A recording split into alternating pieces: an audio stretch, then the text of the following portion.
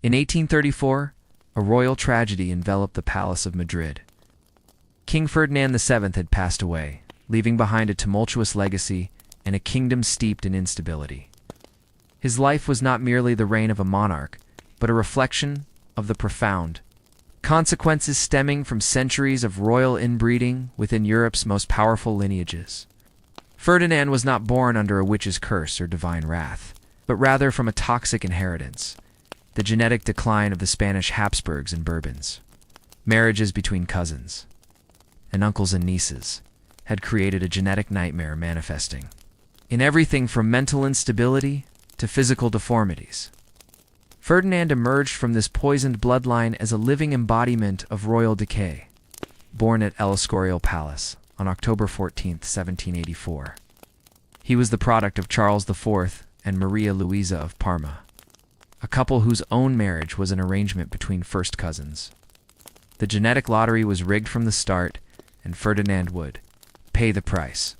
Ferdinand's childhood was a masterclass in dysfunction, environment that might have broken a stronger man, but instead forged a tyrant. His father, Charles IV, was weak-willed and preferred hunting to ruling. His mother, Maria Luisa, was a woman of voracious appetites who openly flaunted her affair with Manuel de Godoy, Spain's de facto ruler. Young Ferdinand witnessed this daily humiliation, absorbing lessons about power, betrayal, and the fragility of trust. The stifling court atmosphere filled with whispers, subtle jokes, and hidden contempt deeply impacted the young prince's impressionable mind as Ferdinand entered adolescence. Disturbing changes in his behavior became apparent. He grew secretive, vindictive, and cruel to those who served him. Servants who displeased him could find themselves dismissed or worse. Ferdinand learned to use the power of his position to compensate for the powerlessness he felt. One particular incident, recorded in the memoirs of a court chaplain, reveals the growing darkness in Ferdinand's soul, when a young page accidentally walked in on the prince changing clothes. Ferdinand didn't simply dismiss him. He had the boy flogged and his family exiled from Madrid. The message was clear. No one could witness the prince's shame and remain unpunished. By 1807, Ferdinand had become the center of a complex conspiracy involving some of Spain's most powerful nobles and military officers. These men saw the prince as their vehicle for overthrowing the weak government of Charles IV and his despised minister, Manuel de Godoy. What they didn't understand is that they were allying themselves with a man whose personal struggles had created a personality disorder that would ultimately prove more dangerous than the incompetence they sought to replace. The conspirators called themselves the Ferendinos and worked tirelessly to build Ferdinand's reputation as El Decido, the desired one. They spread propaganda about his intelligence, his patriotism, and his potential as a reformist king who would restore Spain to its former greatness. What they carefully concealed was their growing awareness of Ferdinand's psychological instability and his increasingly disturbing behavior toward anyone who crossed him. The conspiracy came to a head in October 1807 with the so-called El Escorial conspiracy, in which Ferdinand was caught planning to overthrow his own father with the help of Napoleon Bonaparte. When the plot was discovered, Ferdinand's response revealed both his cowardice and his complete lack of loyalty to anyone, including his co-conspirators. Rather than standing by the men who had risked everything for his cause, Ferdinand immediately threw them all under the metaphorical carriage wheels. He provided detailed confessions about every aspect of the conspiracy, named every participant, and begged his parents for forgiveness.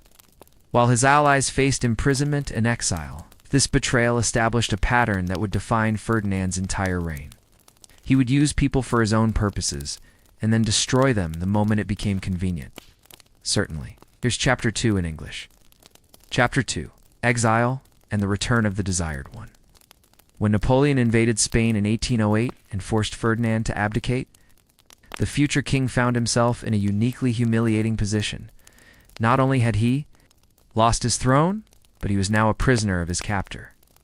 French intelligence had extensive files on the Spanish royal family, and Ferdinand was certainly among the information they had gathered.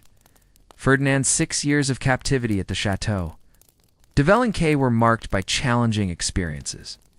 French physicians, freed from the constraints of royal protocol that had limited their Spanish colleagues, studied his condition with scientific curiosity.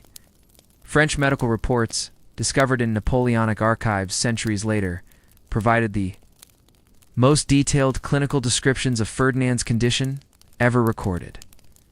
During his captivity, Ferdinand also received word of various Spanish nobles and military leaders who were fighting for his restoration. The irony was profound. Brave men were dying in muddy trenches and mountain passes to restore a king whose primary concern was finding new ways to manage his personal challenges and produce an heir to continue his royal lineage. Ferdinand spent his years in exile writing extensive letters to various European royalty, seeking potential brides who might be willing to accept his special circumstances. These letters, written in his own hand, revealed a man completely disconnected from the suffering of his people and entirely obsessed with his own private matters. While Spain burned, Ferdinand was planning his next wedding night. When Ferdinand returned to Spain in 1814, the crowds that greeted him were unlike anything Europe had ever seen. They threw flowers, wept with joy, and fell to their knees as his carriage passed. Children born during the war caught their first glimpse of the king their parents had died to restore. The very stones of Madrid seemed to sing with celebration. Ferdinand smiled and waved from his carriage, but his mind was already focused on more intimate concerns. His first priority wasn't governing Spain or rewarding those who had fought for his restoration. It was finding a new wife who could finally give him the heir that had eluded him for so long. The king's return also marked the beginning of what historians called the ominous decade. But the true ominousness lay not just in Ferdinand's political tyranny, but in his increasingly desperate and peculiar attempts to fulfill his royal duty of producing offspring. His personal challenges had become inseparable from his political dysfunction. Creating a ruler whose individual inadequacies manifested as a national catastrophe, Ferdinand's first act is restored. King was to commission an entirely new set of marital aids from the finest craftsmen in Europe. He sent agents to Germany, Italy, and even the Ottoman Empire, seeking artisans who specialized in creating devices for delicate royal circumstances. The resulting collection, hidden away in secret chambers of the palace, represented the finest achievement of ingenuity that the early 19th century could produce. The second wife Ferdinand chose was Maria Isabel of Portugal, another cousin in the endless cycle of royal inbreeding that had marked his bloodline. She was 19 when she arrived at the Spanish court in 1816, full of the naive hope that young princesses carried into these arranged marriages. The court physicians had already briefed her ladies-in-waiting about the special preparations that would be required for the wedding night. But nothing could have prepared Isabel for the reality of what awaited her. The wedding ceremony itself was a spectacle of Baroque excess, designed to mask the growing desperation of a king whose reign was becoming synonymous with failure. Ferdinand stood at the altar in cloth of gold, his face a mask of barely contained anxiety. He had spent the previous week consulting with physicians, alchemists, and even a mysterious figure rumored to be an Ottoman specialist in royal difficulties, who had arrived in Madrid under cover of darkness. The wedding night was a disaster that would haunt both participants for the rest of their short lives together. Despite all the preparations, all the devices, all the consultations with experts across Europe, Ferdinand's anatomical challenges proved as insurmountable as ever. The screams that echoed through the palace corridors that night were not screams of passion, but of genuine terror and pain. Servants found blood-stained sheets and broken furniture, evidence of a coupling that resembled a medieval torture session more than the romantic union of royalty. Isabel never recovered from that first night. Court observers noted that she developed a pronounced stutter and would flinch whenever Ferdinand entered a room.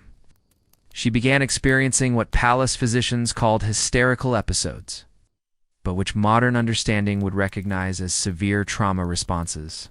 Her ladies-in-waiting reported that she often woke screaming from nightmares, calling out warnings about the monster that haunted her dreams. Ferdinand, meanwhile, interpreted his wife's terror as a personal insult to his royal dignity. His paranoia, already legendary, reached new heights as he convinced himself that Isabel was conspiring with foreign powers to mock his condition.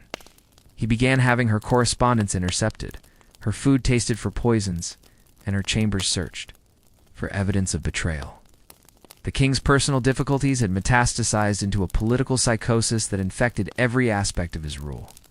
The pressure to produce an heir became an obsession, not just for the royal couple, but for the entire Spanish court. Ferdinand commissioned a series of increasingly bizarre medical consultations, bringing together physicians, anatomists, and even circus performers who claimed expertise in unusual physical challenges. The royal bedchamber became a laboratory of experiments that pushed the boundaries of human endurance and dignity. One particularly disturbing account found in the private diary of a court physician who served during this period describes Ferdinand's decision to invite foreign experts to observe his attempts at procreation. The king, desperate for solutions, allowed German anatomists and French physicians to witness his personal failures, turning his marriage bed into a grotesque medical theater. These observers took detailed notes and made sketches that were later circulated among European medical schools, making Ferdinand's personal struggles a subject of academic study across the continent. Meanwhile, Maria Isabel, subjected to this parade of voyeuristic medical consultation, began showing signs of complete psychological collapse. She stopped eating regularly, lost dangerous amounts of weight, and developed a 1,000-yard stare that servants found more frightening than her earlier outbursts. The young queen had become a living ghost, haunting the halls of a palace that had become her prison.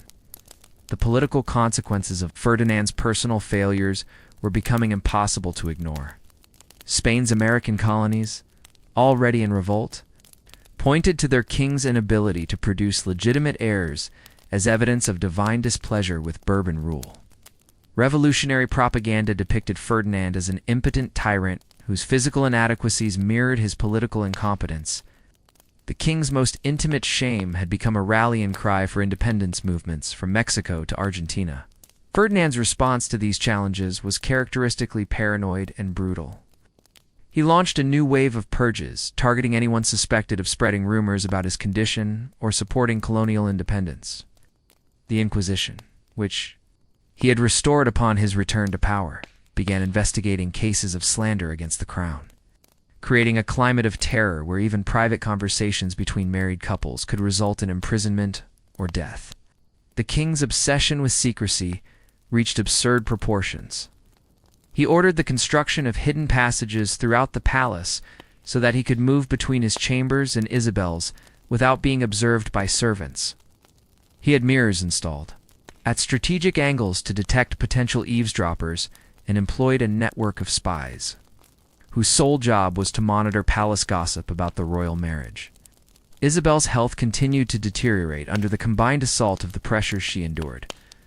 Palace physicians noted that she had developed what they called phantom pregnancies, periods where she would exhibit signs of being with child despite the impossibility of conception.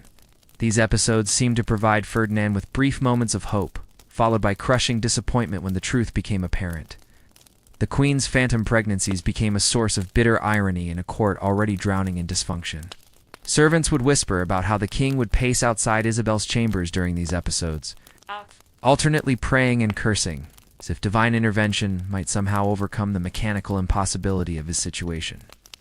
When each phantom pregnancy inevitably ended, Ferdinand would sink into black depressions that paralyzed the government for weeks at a time.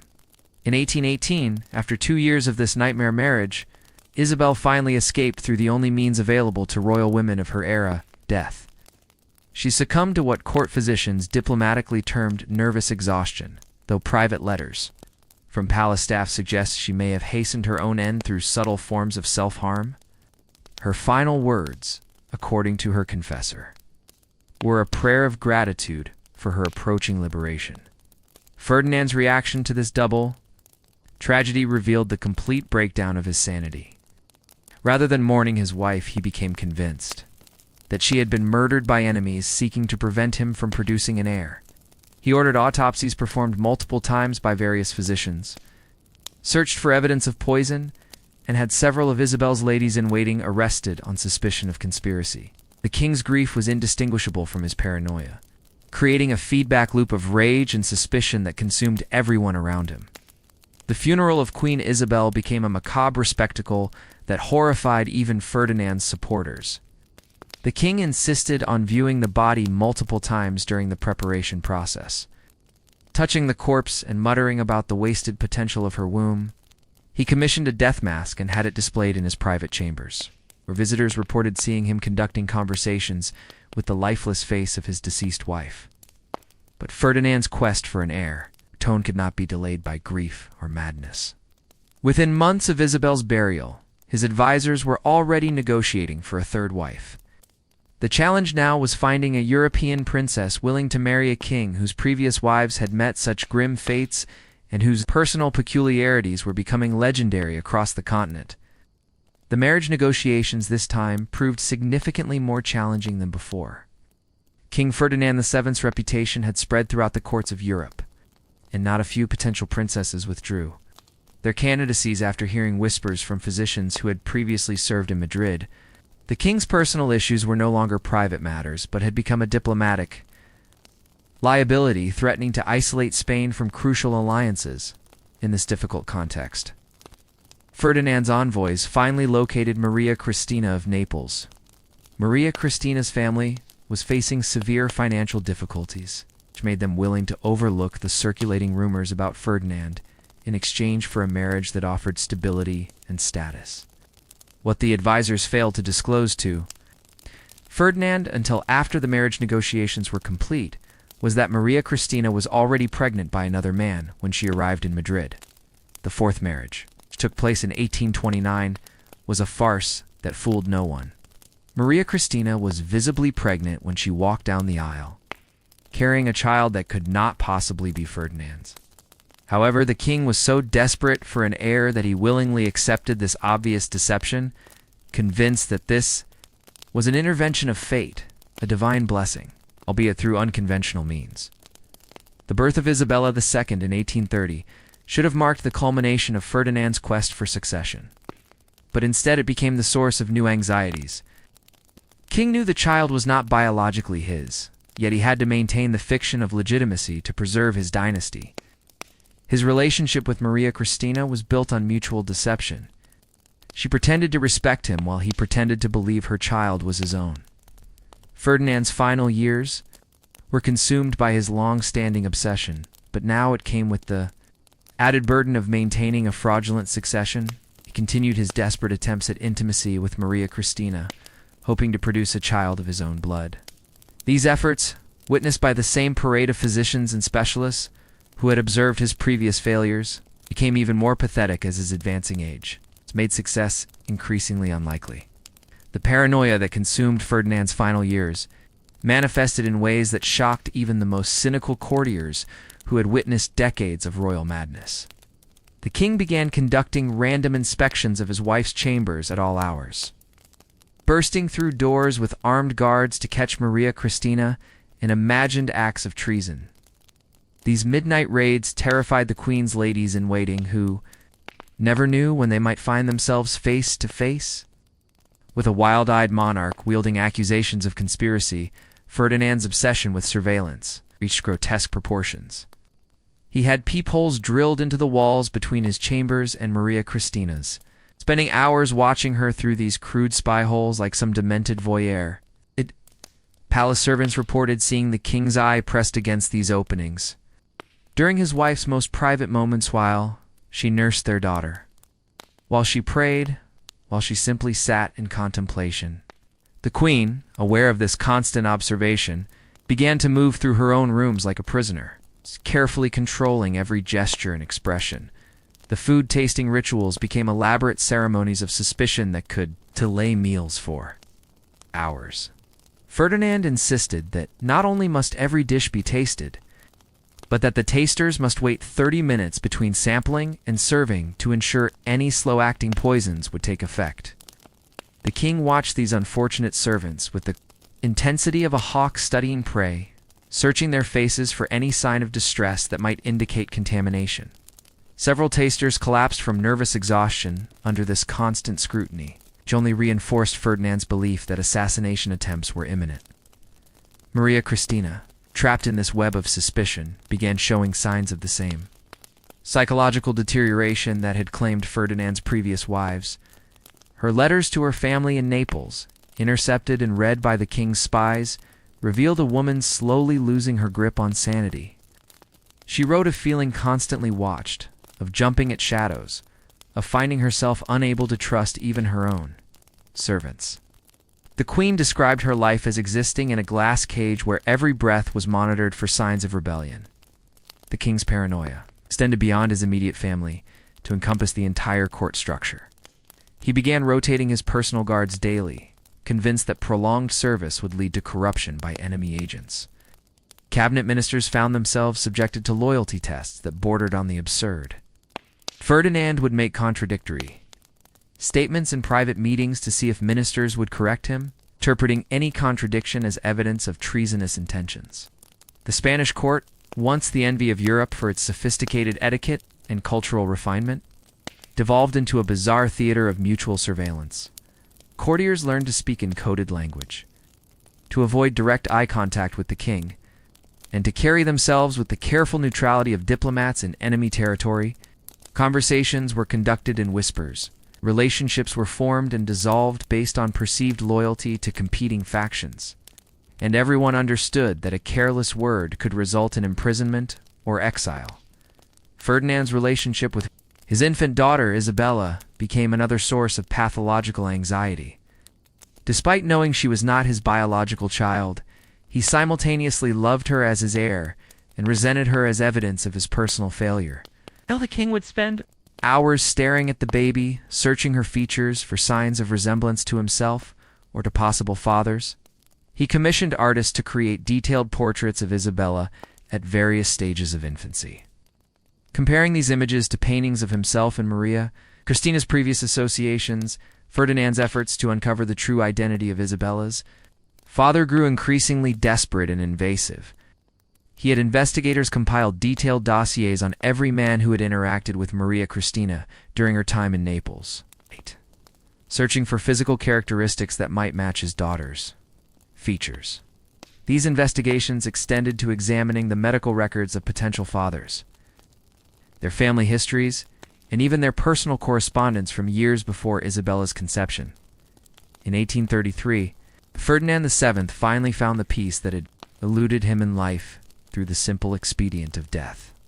The official cause was listed as gout, but palace physicians privately acknowledged that the king had essentially died of psychological and spiritual exhaustion brought on by decades of personal frustration and political paranoia. Ferdinand's death marked the end of an era, but his legacy lived on in the fractured Spain he left behind. Isabella II, the daughter who may or may not have been his biological child, inherited a kingdom torn apart by civil war, economic collapse, and international humiliation. The Spanish Empire that had once dominated the world was reduced to a minor European power. Its decline was accelerated by decades of misrule by a king whose personal obsessions had taken precedence over public duty. The story of Ferdinand VII serves as a reminder that power without wisdom is dangerous, but power combined with personal dysfunction can be catastrophic. His reign demonstrated how individual psychological damage can metastasize into national trauma, how private struggles can become public disaster, and how the most intimate human failures can echo through history with consequences far beyond their original scope. Perhaps most tragically, Ferdinand's story reveals the human cost of absolute monarchy, where the personal problems of one man could determine the fate of millions. His 3 deceased wives, his questionable daughter, his terrorized subjects, and his ruined kingdom all paid the price for a genetic lottery that went wrong centuries before any of them were born. Ferdinand was both perpetrator and victim of a system that concentrated too much power in the hands of individuals who were fundamentally unprepared to wield it.